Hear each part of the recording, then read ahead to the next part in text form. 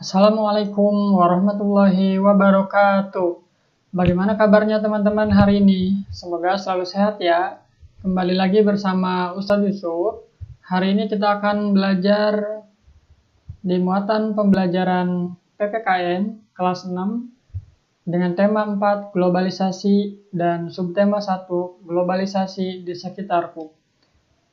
Nah teman-teman, Allah Subhanahu wa Ta'ala telah menjelaskan tentang globalisasi ini dalam Al-Quran surat Al-Qasas ayat 77 yang artinya, dan carilah pada apa yang telah dianugerahkan Allah kepadamu, kebahagiaan, negeri akhirat, dan janganlah kamu melupakan bagianmu dari kenikmatan duniawi dan berbuat baiklah kepada orang lain, sebagaimana Allah telah berbuat baik kepadamu, dan janganlah kamu berbuat kerusakan di muka bumi. Sesungguhnya Allah tidak menyukai orang-orang yang berbuat kerusakan.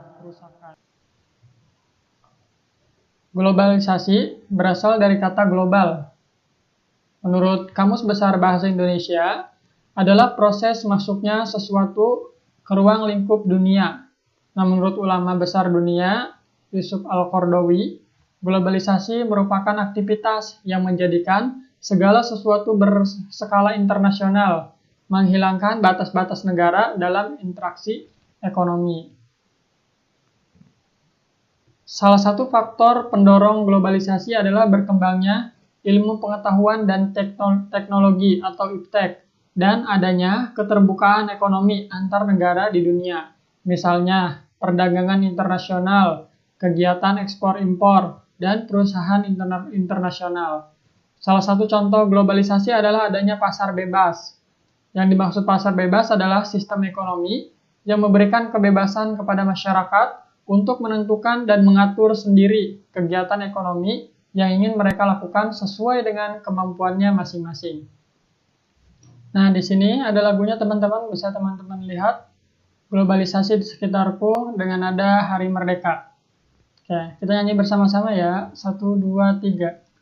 Globalisasi yaitu mendunia, semua bidang menyatu tanpa batas. Ada budaya, ada sosial, politik, ekonomi, dan perdagangan. Mendunia, transportasi dan komunikasi semakin mudah dan semakin berkembang. Bermacam gaya dan juga budaya. Globalisasi bisa menjadi baik, tetapi bisa juga menjadi hal buruk, maka tetap cintai bangsa. Oke, seperti itu nadanya teman-teman, dan teman-teman bisa nyanyikan kembali di rumah. Yang pasti nadanya sesuai dengan Hari Merdeka ya. Untuk selanjutnya, kita di pekan ini kita akan membahas materi tentang keragaman ekonomi. Nah, adapun tujuan pembelajaran dari materi kita hari ini yaitu siswa dapat mengidentifikasi contoh keragaman ekonomi. Kemudian, siswa mampu menjelaskan sikap yang tepat dalam menghadapi keragaman kegiatan ekonomi. Keragaman ekonomi. Setiap manusia memiliki kebutuhan yang berbeda. Perbedaan kebutuhan tersebut menyebabkan beragamnya kegiatan ekonomi di masyarakat. Keberagaman ekonomi merupakan kondisi di mana kegiatan ekonomi di dalam masyarakat beragam atau berbeda-beda. Kegiatan ekonomi tersebut dibagi ke dalam beberapa sektor seperti agraris, ekstraktif, industri, jasa, perdagangan, dan lain sebagainya. Adapun yang dimaksud dengan agraris yaitu merupakan sektor bidang pertanian. Ekstraktif adalah bentuk badan usaha yang melakukan pengelolaan sumber daya alam, mulai dari tahap eksplorasi, pengambilan, pemrosesan, hingga hasil jadi untuk keperluan pemenuhan kebutuhan manusia. Adapun industri adalah usaha atau kegiatan pengolahan barang mentah atau setengah jadi menjadi barang konsumsi yang memiliki nilai tambah untuk mendapatkan keuntungan bagi produsen. Sementara jasa adalah aktivitas ekonomi yang melibatkan sejumlah interaksi dengan konsumen atau dengan barang-barang milik, tetapi tidak menghasilkan transfer kepemilikan. Nah, di sini ada teks sahabat tak terpisahkan, bisa teman-teman pahami bersama dan kita bisa baca bersama teks tersebut. Di paragraf pertama, Hani dan Dwi, ini adalah dua sahabat, telah berteman lama sekali, sejak belum bersekolah. Jadi sebelum bersekolah mereka sudah berteman. Mereka sering menghabiskan waktu di sore hari untuk bermain bersama. Persahabatan mereka tetap terjalin erat sampai kini. Mereka telah duduk di kelas 6 di sekolah yang sama. Dulu, banyak teman yang meragukan bahwa persahabatan Hani dan Dwi akan bertahan lama karena latar belakang keluarga mereka yang jauh berbeda. Hani adalah anak seorang pengrajin batik yang sukses, walaupun mulai dengan membatik sendiri, kemudian memiliki beberapa pegawai. Sekarang, usaha orang tua Hani sudah berkembang sangat pesat. Mereka sudah memiliki beberapa cabang toko batik di kota untuk memasarkan batik karya mereka. Pegawainya pun juga semakin banyak. Sebaliknya, ketika Dwi bermain ke rumah Hani, tidak dirasanya minder sedikit pun. Dwi kagum dengan Hani dan keluarganya. Walaupun punya banyak pegawai, Hani dan saudara-saudaranya tetap terlibat untuk membantu usaha orang tuanya, membantu sesuai usia dan kemampuan. Terlihat bahwa mereka meraih sukses memang karena kerja keras. Begitulah sahabat, tak ada kata-kata yang perlu diucapkan untuk menyatakan sayang pada sahabat. Hanya diperlukan sikap yang tulus, tak pandang perbedaan, saling menghargai dan saling belajar.